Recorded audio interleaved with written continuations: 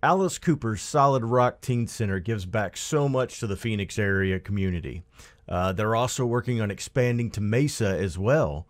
There's a lot to talk about here and a lot to learn about what that organization actually does. This is a two-segment episode. In the first segment, we'll have Randy Spencer, who actually works at the Solid Rock. And in the second segment, we'll have Sophie Dorston, who is actually a student that teaches and has performed there and learned quite a bit as she's been there. So this is going to be fun. Buckle up, stay tuned, we're ready to rock.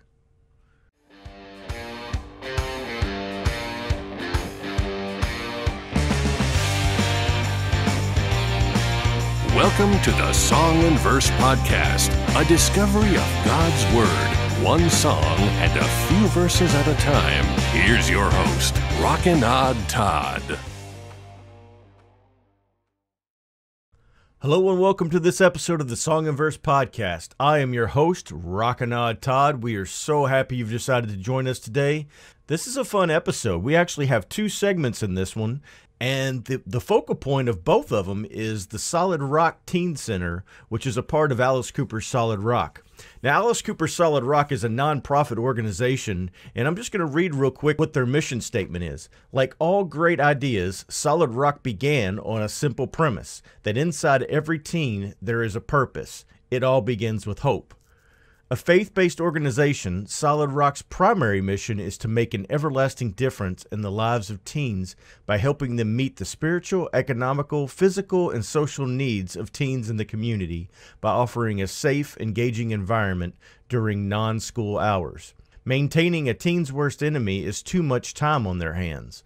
Solid Rock provides the music, arts, vocational programs, and fellowship that challenge teens to discover their passion through music, dance, video, and sound production, self-expression, and creativity. So there you go. Solid Rock does everything they can to try showing teens how life should be lived and how to live it to the fullest. And in the first segment of this episode, we'll be speaking with Randy Spencer, who is a consultant for the Solid Rock and works with the community to try bringing awareness and some sponsorships in as well. So without further ado, I hope you enjoy this episode as much as I did, and thank you for watching. And with that, we have a very special guest today, Mr. Randy Spencer from Alice Cooper's Solid Rock. And you'll know that we've been working on this fundraising task that we're doing for them right now. And so we asked to bring Randy on board here. And this is a two-segment interview. We've got Randy first, and then we'll have Sophie a little later today, who's one of the students that works with the Solid Rock. So how's it going today, Randy? It's good, Todd. Thanks for having me. We appreciate the opportunity to be here. Oh, this is so great. This is so wonderful. So, I've seen a lot of what the Solid Rock does, but I'm not going to be anywhere near able to put it in words that you could put it into. So if you could just spell out a little bit of what you guys are doing there. Well, we sort of describe ourselves in many ways as a rock and roll themed boys and girls club. Mm-hmm. Our teen center in Phoenix is about 28,000 square feet. And Wow. That is just filled with kids hanging out, and they can do anything from play foosball, jam on an open mic stage. They can record their songs at no charge. They can hang out in an art studio and learn from renowned artists. They can take dance lessons. If they've never picked up a guitar or bass or sang a song, they can take vocal or bass or guitar or drum lessons. They can learn how to do lighting and audio. It's just this whole cool, creative landscape for kids just to be able to hang out and spend their time, and they can learn the arts, or they can just hang out and play video games, or they can just spend their time and just get to know new friends and spend their time with friends. We have kids that literally do all of the above at our center. So it sounds like, not only can you, okay, let's say that they have guitar class or lessons that they do once a week there. So they can just come out and hang out even if they're not there to do that for the day? Yeah, people can just come and hang out. It's a community center. So teens often just come in and do their homework, or they just want to spend time with friends, or they just want to play a video game, or they just want to maybe embrace just jamming guitar on the floor. They can just literally do anything they want. We always tell people, if teens are spending time in the corner, even taking a nap, they're safe, and they're in a safe atmosphere, and they're in an atmosphere of grace and love, and we're happy to have them. We have one teen. He comes in 4 or 5 days a week. He literally sits on a bench in our hallway, in Wow. our entryway. And he listens to music sometimes. Occasionally he takes an art class. Occasionally he takes a drum lesson, something else. But he is just super, we call him the security guard. So he is our guard, and he's content and happy doing that. And you know what? He's not in the street. He's not doing something negative with his time. And if he's content at that stage in life at coming to our teen center and wants to do that, he's welcome. The other thing about our teen center is we are all inclusive. And what we mean by that is any teen is welcome as long as they're ages 12 to 20. They could be trans, they could be gay, Native American, Christian, Jewish, Muslim. They could believe in the devil. They could believe in nothing. They could be from a rich home, from a poor home. As long as they're a teen, ages 12 to 20, we have every facet of life that walks into our building. And we just show them grace and kindness and love, just like anyone else hopefully would.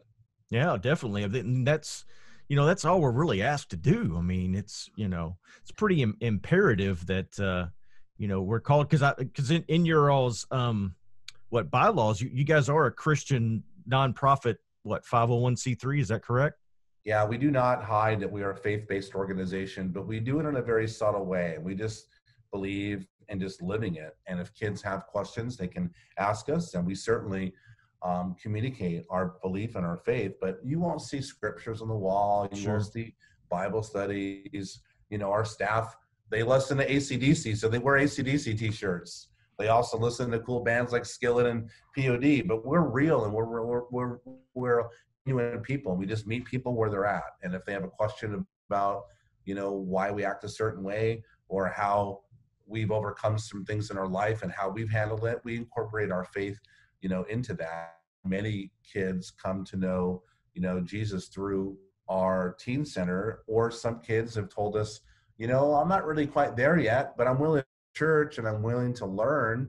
And we do what's called an alpha program, where it's a worldview of life, and we have communication with a lot of kids about what they believe, because we can learn from them as well and apply that with the gospel toward a future message for those kids. Right. And I think that's just beautiful and brilliant, because I've kind of embraced this term that I guess I kind of coined it myself in some ways, of just covert Christianity. But it's not really covert. It's just living the scripture out without using words, so to speak.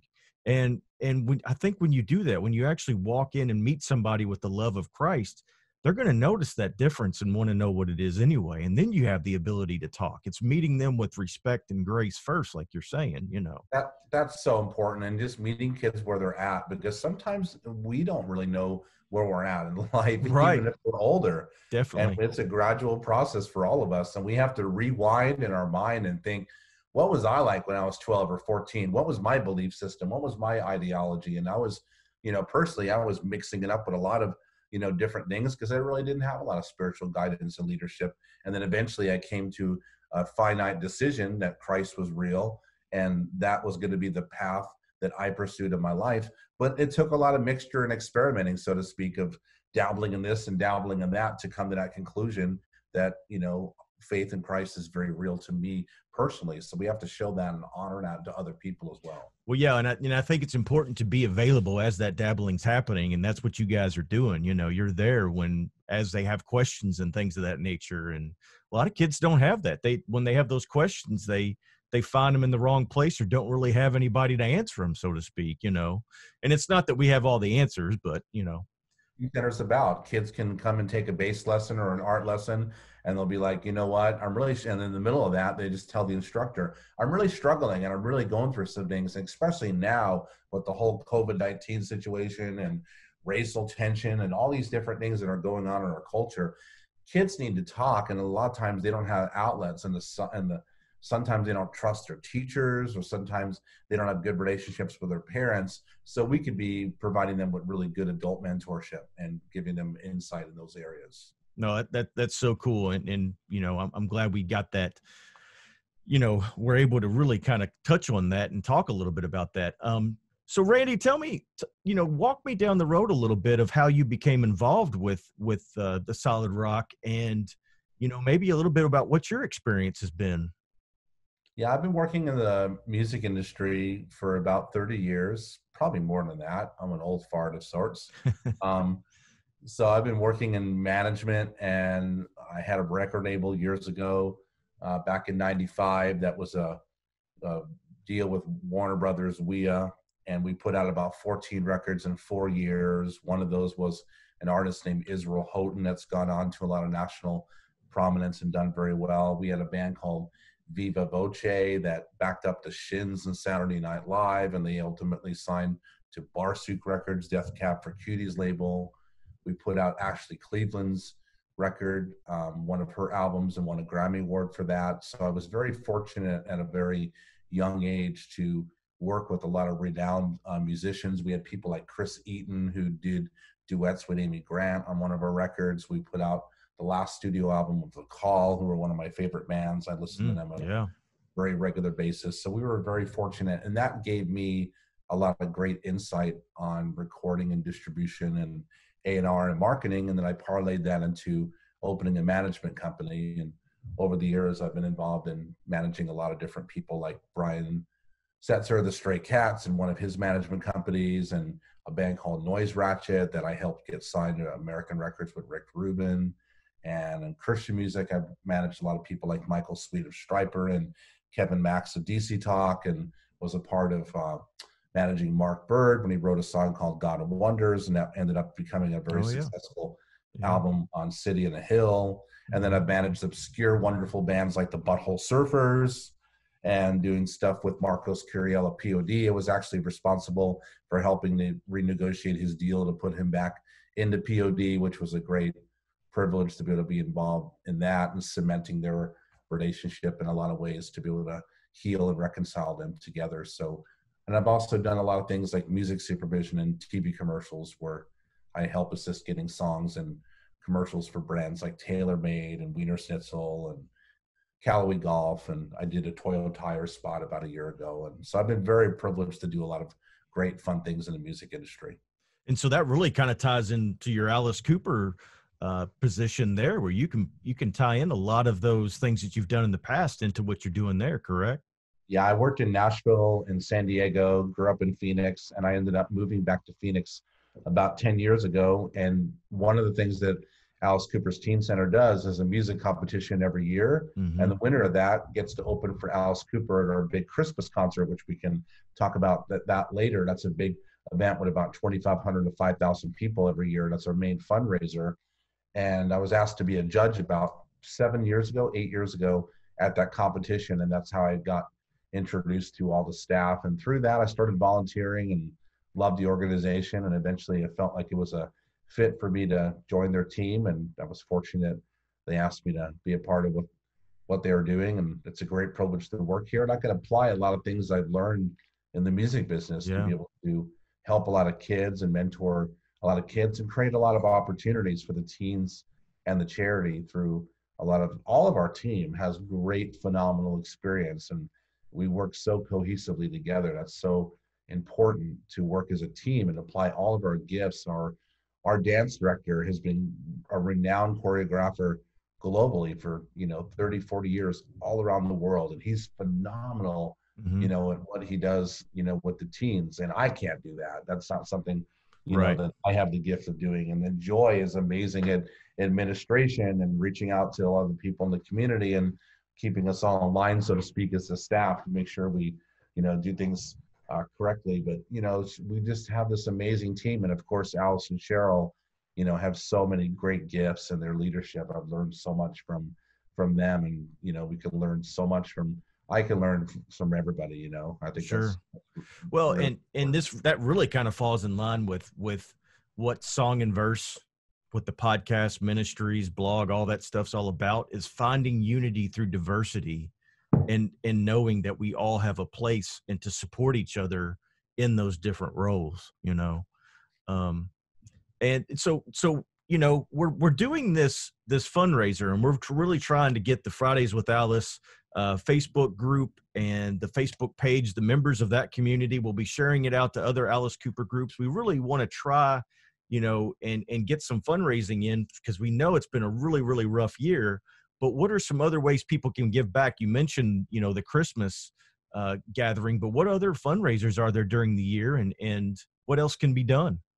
Well, people can be involved in so many different ways. I would just say letting people know about our organization is a really integral part, because a lot of times, even if you live in Arkansas or Cincinnati or Sweden, you may know someone that lives in Phoenix and they may have access to a team that might not know about our organization. So telling people about our organization is great. We always welcome financial contributions, but if people have insight, like, what's one of the most amazing things about our board and our volunteers? We have a dentist that comes out and he cleans kids' teeth for free. Wow. We have a family doctor that ended up to be a CEO of a major medical group, very similar to, Blue Cross and Blue Shield, a very national organization, Banner Medical Group. And he provides medical assistance and insight to our teams and to our staff from time to time as well. So anybody that really has a contribution of something, whether it's insight, we welcome that, whether it's a financial donation, letting people just know about our organization. Some people want to donate, a specific thing, like I have an extra guitar, or last week we had a donor ship over Anita Strauss Ibanez guitar just so the teens can have a really super cool, guitar. Or maybe somebody, we had somebody last week that wanted us mail some chocolates to Alice and Cheryl Cooper. So they sent over a bunch of extra chocolate for our teens and our staff. And that was a big, Yeah, definitely. lift me up, so to speak, from having a really tough day of sorts. Who doesn't like chocolate, eh? So that's awesome. That's really cool. How can they get in touch with you guys? And I'll make sure it goes in the description too. But if somebody wants to try, hey, we got something to give, we really need to talk, that kind of thing, where can they get in contact with you? Well, they can either call us at 602-522-9200. That's our office number. Okay. Or they can send us an email. We're very accessible on our website, which is alicecoopersolidrock.com. And you can reach any of our staff members on our website, and you can see all of our pretty/ugly faces on our website. Awesome. So let's go down that COVID road a little bit. How have you guys been able to navigate that? And what, is everything starting to open back up a little bit? How are you working with that? Late March, we decided to close the teen center, which was very difficult for us, but it was the right thing to do as a community because we saw so many things happening with this pandemic.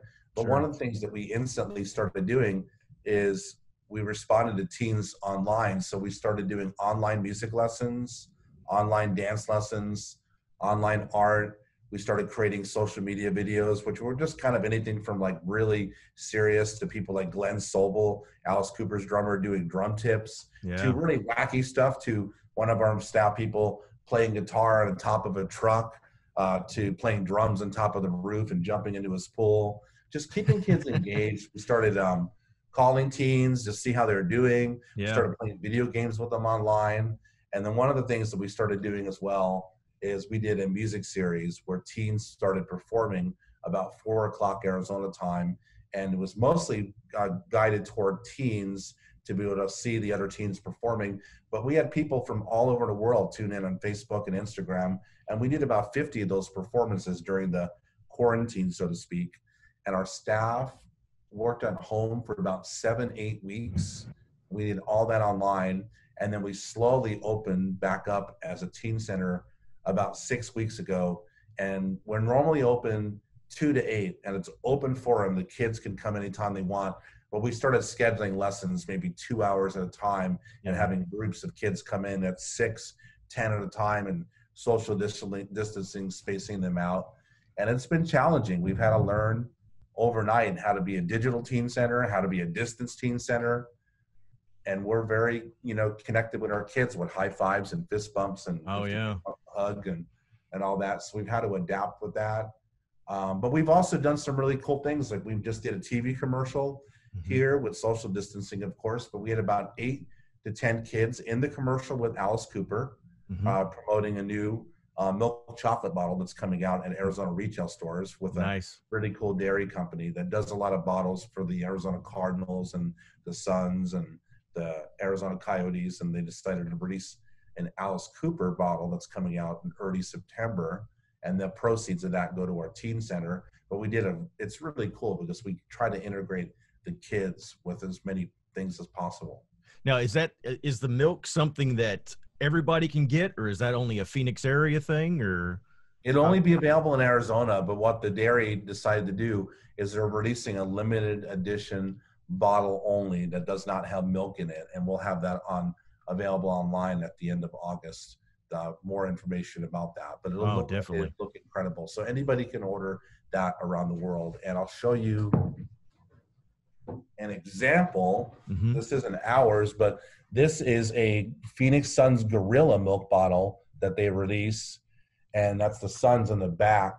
So ours will have an image like that of Alice Cooper, and our Alice Cooper Teen Center logo will be on the back, and there will be a description of the charity and a text message number that kids or parents can go to, and then a video pops up about the Teen Center. So a lot of it is not necessarily only generating revenue for us.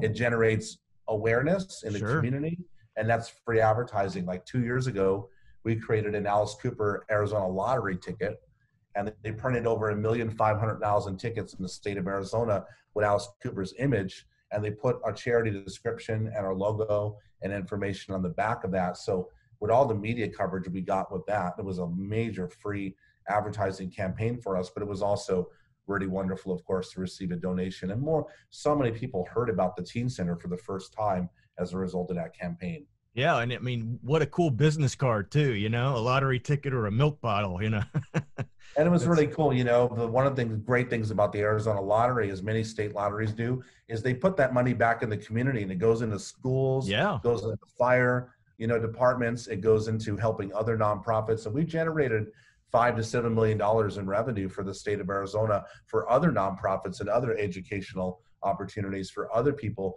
to thrive, not just ours. And we're really about win-win and giving back here as much as we can in our community. And we don't want to just have things be one-sided. We want things to be mutually beneficial for the community. Sure, definitely. And it's wonderful of Alice that he's willing to do those things and have a lot of those things be beneficial for the Teen Center, because that's not something that the Alice Cooper character has to necessarily do, but he really has a heart, and Cheryl has a heart to really give back to the Teen Centers. So if we have opportunities like that from time to time, we can leverage Alice Cooper's fame for good for the kids. Absolutely. I watched an interview with the two of them where they were announced as kind of like missionaries of the arts. And I'm like, that's a beautiful term of the way to put what they do and, how much giving back they do. So very, very, very cool. So during the COVID thing, like you were talking about, you had some artists perform on there, which was a very uplifting moment during the day. But I really noticed that they collaborated with Alice and his family on U2's 40. So how did that really kind of come about? Well, we wanted to provide hope any way we could. And one of the things that we tried to do is we did all those performances. And you're right, many people said it was the highlight of their day, and they started tuning in all around the world. And we wanted to do something versus nothing. So we all had teens who are extremely talented, and they're willing to give back, and they're willing to get exposure for their music. And I'm personally a really big U2 fan, and I love that song 40. That song is so uplifting, and it's a big part of their concerts, and people are so familiar with it. So I just talked to our team and said, I really have this idea. I call them the Brady Bunch videos because there's all those multiple boxes. So I'm like, I really want to do a Brady Bunch video with U2's song 40, because that's such a really cool song. It's a spiritual song, but it's not like in your face spiritual. It's just, right. It is in a sense, because it's straight out of the Bible, or Psalm 40. Sure. But I thought it'd be so beautiful if the teens could perform that song, and if we can get Alice and his family to sing that song with them. And fortunately, everybody agreed. And the teens didn't know that Alice and Cheryl were going to be in the video. So when we edited it and released it, the teens saw that the Cooper family was a part of it. So that was a fun surprise for the kids. Oh, that's so cool. And like you were saying, it doesn't really matter what faith in life you're in. The Psalms and Proverbs have so much wisdom anyway that, you can't go wrong pulling out of there for a little bit of uplifting message anyway. But yeah, that's so cool. And U2, I love U2 as well. So people need hope. We did another really fun video too that we partnered with David Ellison's foundation, who's the bass player of Megadeth. Right. And he does online free music lessons like us. And his organization is amazing. And he's a really good friend of our organization, and Alice has written a foreword to his book and etc. So we do a lot with him. But we did a video of YYZ by Rush. Oh yeah, the instrumental. Yeah, one of our teens played drums, a kid named Christian, who's phenomenal. He won our music competition a couple years ago. And Conrad Varela is like this guitar shredder, 18-year-old kid, like a Steve Vai, Joe Satriani.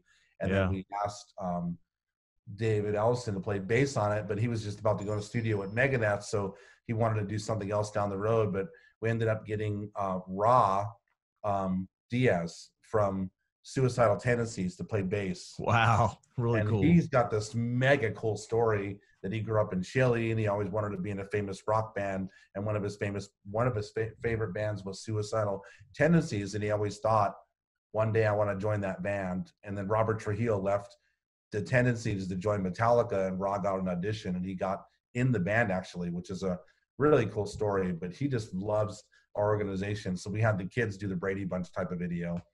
That's so cool. That's just incredible. And you know, like you said, you've got the ability to do all those things, and not only, you know, you can teach these kids how to do that while it's being done for the organization as well. So yeah, it's really amazing. It's multifaceted in a lot of ways. There's a lot of purposes to do those, but we've gotten a lot of views for those, and they've been really fun, and we'll do more of those down the road. No, definitely. That's cool. And like you were saying earlier, this has really kind of opened up some doors anyway on some different ways that we can work a little bit too. So people always have to be creative and evolve, whether it's the Depression a long time ago, whether it was 9/11, right, whether, you know, whatever challenges we face as humans, hopefully. And I believe God is the most creative.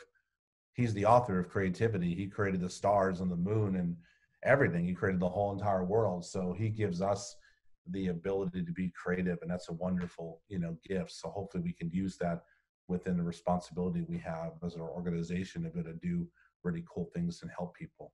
Exactly. So as you guys are going, you know, about your business there out at Alice Cooper's Solid Rock, do you have people that are like wanting to join in and kind of be a part of it all, and, you know, maybe come in and work with the teens or put on a show, stuff of that nature?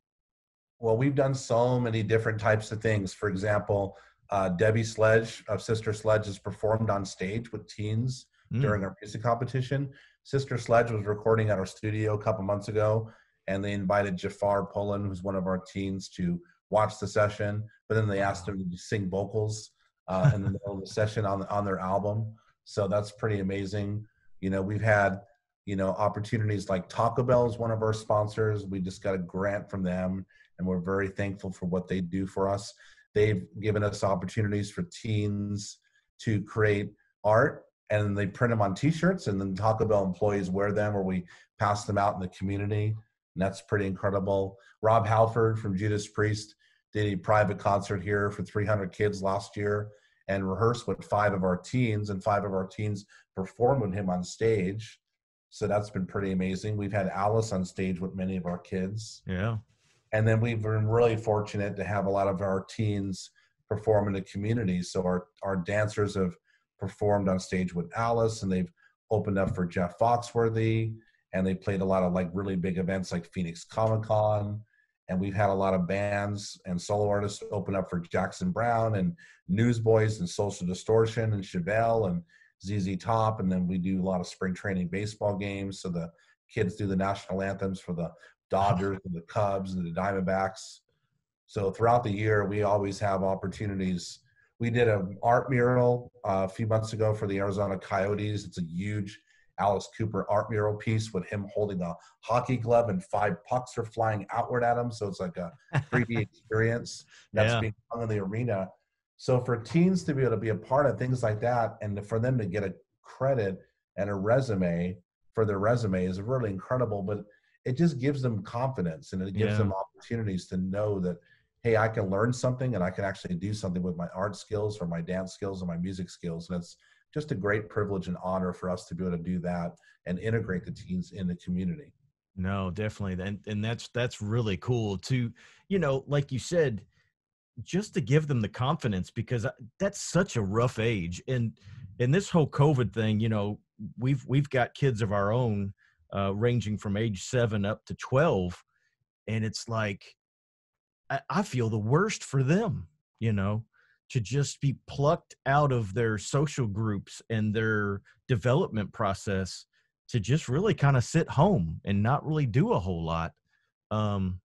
It's tough, really, really tough. So it's so challenging. And that's one of the reasons that Alice and Cheryl wanted to create this teen center, so kids have a safe space to spend their time and be able to have a creative outlet, because music for all of us, whether we're playing it or listening to it, is so therapeutic and so healing. Yeah, definitely. So let's say that there's an actor or somebody out there that wants to partner up with you and, bring their show in. How did they get in touch with you the same way that we talked about with donating? Yeah, they just call us. I mean, last year, for example, a guy named Bobby Steele called us. Hey, Bobby, if you're watching, he's based in New Jersey, and he plays in a band called The Undead. And he called me and said, hey, I used to be in a band called The Misfits, and can I come over and jam with the kids? So we put about 8 kids in a room with him. So we have people like that do that all the time. John Five was willing to do that a few months ago with us. He plays guitar for Rob Zombie, and he used to play for Marilyn Manson, and we did a great live concert with him. And we have all sorts of people from all walks of life come over and help kids. So yeah, they can just email me directly. My email is randy@alicecoopersolidrock.com. And if anybody just wants to reach out to me, you can contact us on our website or just email me directly. And we're happy to talk and have a conversation and see if something makes sense. Perfect. That sounds great. And, just to wrap this up a little bit, like Randy was saying, monetarily, that's a great thing, but just spreading the word is a big deal, of making sure that people know about what Alice and Cheryl and the great group that we've got, that they've got out there at the Solid Rock with Randy and Joy and Jeff and a few of those other people, that, what they're giving back to the Phoenix area is a big deal. And as many people you can get involved is wonderful.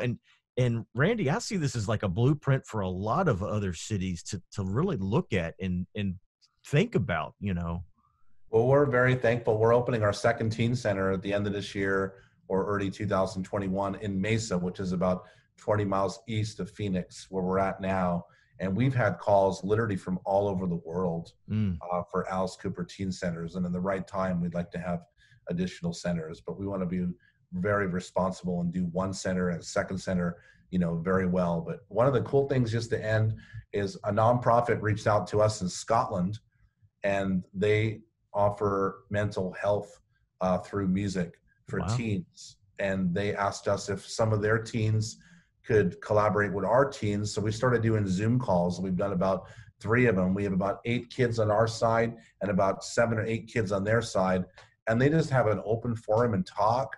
And then they've been exchanging messages on Instagram and email. They've been writing songs together and collaborating, performing for each other. At some point, we'll do an in-person exchange that the kids can perform here and some of our kids can perform in Scotland when we're permitted to do so. But it's just amazing to see things like that come up. And it's been really phenomenal to watch those conversations.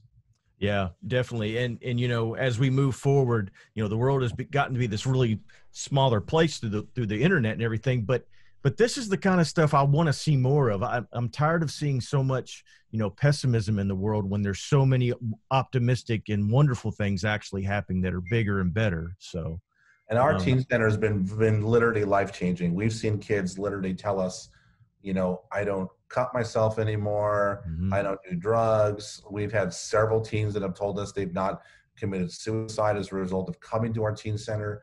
And what an honor, for our staff and our teen center to have this vision and idea to have a teen center, and then to see it literally be a life-changing space. We're looking forward to helping more teens every single day as much as we can.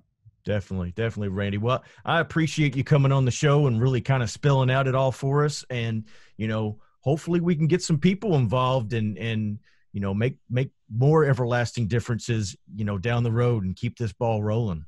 We appreciate everyone's support, and thanks again for donating to us, and thanks again for supporting us. And if anyone has any questions, they're welcome to call us, and we're happy to talk to anyone. And thanks for what you do, Todd. We appreciate it so much. No, it's great. You take care, Randy, and this is Rockin' Todd signing out for this segment. We'll catch you in the next segment.